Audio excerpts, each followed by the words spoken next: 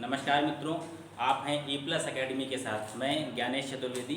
हम लोग इतिहास पढ़ रहे थे और इतिहास में जो हम लोगों ने लास्ट वीडियो पढ़ा था उसमें हम लोगों ने लास्ट क्लास में बात की थी कि जो स्तंभ लेख हैं और कुछ शिलालेखों के बारे में। तो जो स्तंभ लेख और शिलालेख और उनके कुछ राजा जिनके बारे में उन पर लिखा पाया गया, जिनके बारे में उनसे का ज्ञान मिलता है, तो ऐसे स्तंभ लेख और अभिलेखों से क्वेश्चंस बनता है। तो ये एक छोटा सा वीडियो रहेगा स्तंभ लेख और शिलालेख के विषय में, और इसके बाद वाला जो पार्ट रहेगा वहाँ से हम लोग बात करेंगे प्राचीन कालीन इतिहास की, और जिसमें हम लोग बात करेंगे आद्य ऐतिहासिक काल और पुरा पाषाण काल की। तो सर प्रोजेक्टर ऑन कर दीजिए। ये हम लोग बात करते हैं महत्वपूर्ण अभिलेख और यहाँ पे स्तंभ लेख दोनों ही हैं। स्तंभ लेख, इसको आप ऐसे ही अपनी कॉपी में लिख लीजिएगा, ठीक है। सबसे पहले हम लोग बात करेंगे अभिलेख। अभिलेख क्या का नाम क्या है, कहाँ पर स्थित है, स्थान क्या है और किस शासक का वर्णन उस पर हमें प्राप्त हुआ। तीन चीज़ों की बात करेंगे। सबसे पहले प्रयाग प्रशिस्त। प्रशिस्त की अगर हम लोग बात करें इसको बोलते हैं प्रशंसा पत्र। क्या बोलते हैं? प्रशंसा पत्र, ठीक है। अब जो प्रयाग प्रशिस्त है ये है कहाँ? तो ये कहाँ है? प्रयागराज में और उत्तर प्रदेश में है, ठीक है। अब ये किसका है? तो ये समुद्रगुप्त यानी कि गुप्त वंश का जो शासक है समुद्रगुप्त, उसकी विजयों का, किसकी विजयों का? समुद्रगुप्त की विजयों का उल्लेख है, ठीक है। अब ये स्थित कहाँ है? प्रयाग में स्थित है। इसकी रचना किसने की? हरिसेन ने की। तीनों बातें इंपॉर्टेंट हैं, तीनों बातें बहुत बार एग्जाम में पूछी गई हैं कि प्रयाग प्रशिस्त की रचना किसने की? हरिसेन ने की। हरिसेन किसके दरबार में था? समुद्रगुप्त के दरबार में था। और इस पे किसका वर्णन है? तो इस पे समुद्रगुप्त की विजयों का उल्लेख है या वर्णन है, ठीक है। अब हम लोग बात करते हैं सेकंड, भीतरी स्तंभ लेख। भीतरी स्तंभ लेख कहाँ है? तो ये उत्तर प्रदेश के गाजीपुर में है, ठीक है। अब भीतरी स्तंभ लेख से किसकी जानकारी मिलती है? तो हमें गुप्त वंश की जानकारी मिलती है, और गुप्त वंश का एक शासक है स्कंदगुप्त। स्कंदगुप्त के बारे में हमें यहाँ से जानकारी मिलती है। अब सबसे पहले क्वेश्चन की बात करें, हम लोगों ने पहले पार्ट में बात किया था, हुणों ने सबसे पहले आक्रमण किसके शासनकाल में किया था? तो किसके काल में किया था? स्कंदगुप्त के काल में किया था। अब जो भीतरी स्तंभ लेख है इससे हुणों का आक्रमण, जो हुणों का आक्रमण हुआ था उसके बारे में पता चलता है कि जो हुण थे वो आक्रमण किए थे किसके समय पर? तो स्कंदगुप्त के समय पर। अब इसमें विष्णु भगवान, जो विष्णु हैं उसकी मूर्ति की स्थापना के बारे में जानकारी मिलती है। तो भीतरी स्तंभ लेख से दो पॉइंट इंपॉर्टेंट हैं। सबसे पहला पॉइंट है कि किससे संबंधित है? तो गुप्त वंश से संबंधित है, और राजा कौन है? स्कंदगुप्त से संबंधित है। अब दूसरी बात, हुणों का जो सबसे पहले आक्रमण हुआ था, दो क्वेश्चन बनते हैं यहाँ से। पहला क्वेश्चन क्या? हुणों ने सबसे पहले आक्रमण किसके शासनकाल में किया? तो स्कंदगुप्त के शासनकाल में किया। अब हुणों का आक्रमण का पता कहाँ से चला? तो भीतरी स्तंभ लेख से चला, और इसमें एक भगवान विष्णु की मूर्ति की स्थापना करवाई थी, और उसके बारे में भी हमें जानकारी मिलती है। अगला है मेहरौली स्तंभ लेख। मेहरौली स्तंभ लेख कहाँ है? तो दिल्ली में है, और ये किससे संबंधित है? चंद्रगुप्त द्वितीय से संबंधित है। यानी कि मेहरौली स्तंभ लेख जो है उसकी रचना किसने करवाई, स्थापना किसने करवाई? किसने करवाई? चंद्रगुप्त द्वितीय ने करवाई, जिसको हम लोग बोलते हैं चंद्रगुप्त विक्रमादित्य, ठीक है। तो दूसरा पॉइंट हो गया। अब हम लोग बात करें, चंद्रगुप्त द्वितीय जो था उसके द्वारा सिंधु जो था के 7 युद्धों के बाद बाल्टिकों पर जो इसने विजय प्राप्त की थी उसका विवरण मिलता है।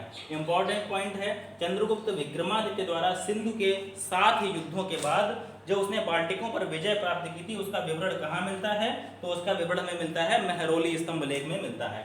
तीन मोस्ट इंपॉर्टेंट हैं, बहुत ज्यादा पेपर में आए हैं, ठीक है। सर इसको नेक्स्ट कर दीजिए थोड़ा सा ऊपर, ठीक है सर। डस्टर कहाँ?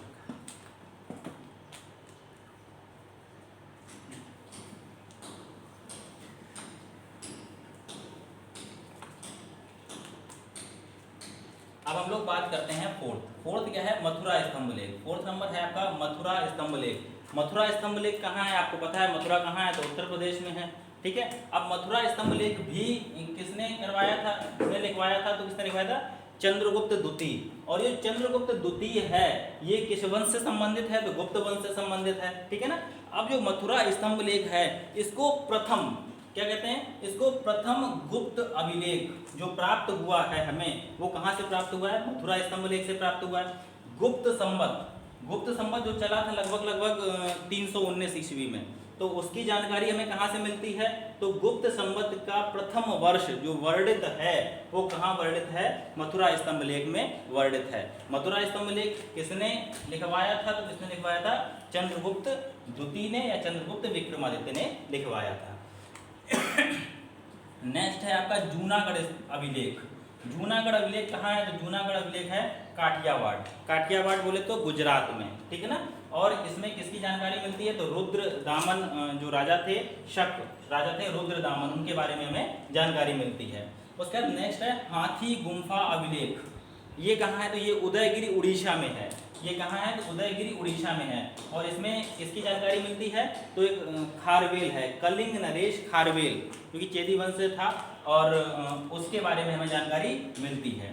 सातवां है आपका ऐहोल अभिलेख। ऐहोल अभिलेख कहाँ है, तो ये कर्नाटक के बीजापुर में है। कहाँ है, कर्नाटक के बीजापुर में है। अब यहाँ से किसकी जानकारी मिलती है, पुलिकेशन द्वितीय, जो कि चालुक्य वंश का राजा था, पुलिकेशन द्वितीय, इसके बारे में यहाँ से जानकारी मिलती है। एक इम्पॉर्टेंट पॉइंट क्या है, जो पुलिकेशन द्वितीय है इसका युद्ध हुआ था हर्षवर्धन के साथ, और हर्षवर्धन के जो साथ इसका युद्ध हुआ था, जिसने हर्षवर्धन की दक्षिण की ओर जो विजय प्राप्त कर रहा था हर्षवर्धन, उस पर ब्रेक लगा दी थी, यानी उस पर कह सकते हैं कि एक बाधा बना दी थी। और जो युद्ध हुआ था, इस युद्ध में पुलिकेशन द्वितीय जीत गया था और हर्षवर्धन हार गया था। तो इसका उल्लेख कहाँ मिलता है, तो ऐहोल अभिलेख से इसकी जानकारी मिलती है। और इसी युद्ध के बाद पुलिकेशन द्वितीय ने परमेश्वर की उपाधि वगैरह भी धारण की थी।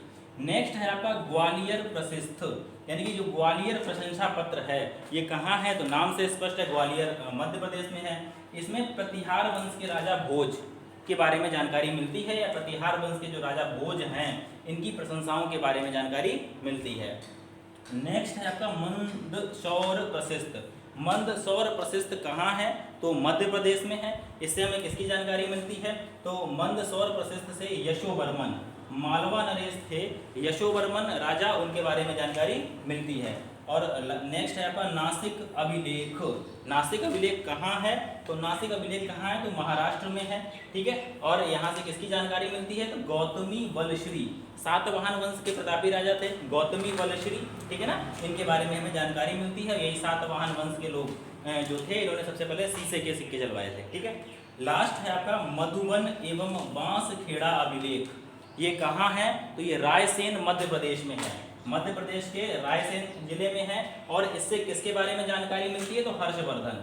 हर्षवर्धन किसका था, तो पुष्यभूति वंश, यानी कि वर्धन वंश का राजा था हर्षवर्धन। इसके बारे में जानकारी कहाँ से मिली, तो मधुबन एवं बांसखेड़ा अभिलेख से पुष्यभूति वंश के जो प्रतापी राजा था हर्षवर्धन, उसके बारे में जानकारी मिलती है।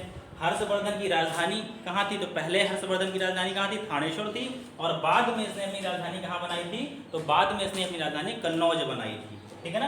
तो ये महत्वपूर्ण जो एग्जाम में पूछे गए हैं, सर इसको बंद कर दीजिए। इसमें जो महत्वपूर्ण आपके स्तंभ लेख थे और शिलालेख थे, इनके बारे में हमने जानकारी प्राप्त की। यहाँ से इम्पोर्टेंट क्वेश्चन बनता है, ठीक है। अब हम लोग जो नेक्स्ट पार्ट आएगा वीडियो का, उसमें हम लोग बात करेंगे प्राचीन भारत की, जो प्रागैतिहासिक काल है, आद्य ऐतिहासिक काल है, ऐतिहासिक काल है। वहाँ से हम लोग कंटिन्यू करेंगे, कहाँ से क्या मिला, कैसे रहा, सारी चीज़ें पढ़ेंगे, ठीक है ना। वीडियो को लाइक करिए, शेयर करिए। अगर आप चैनल पे नए हैं तो वीडियो को जो चैनल है उसको सब्सक्राइब करिए। Thank you, wish you all the best.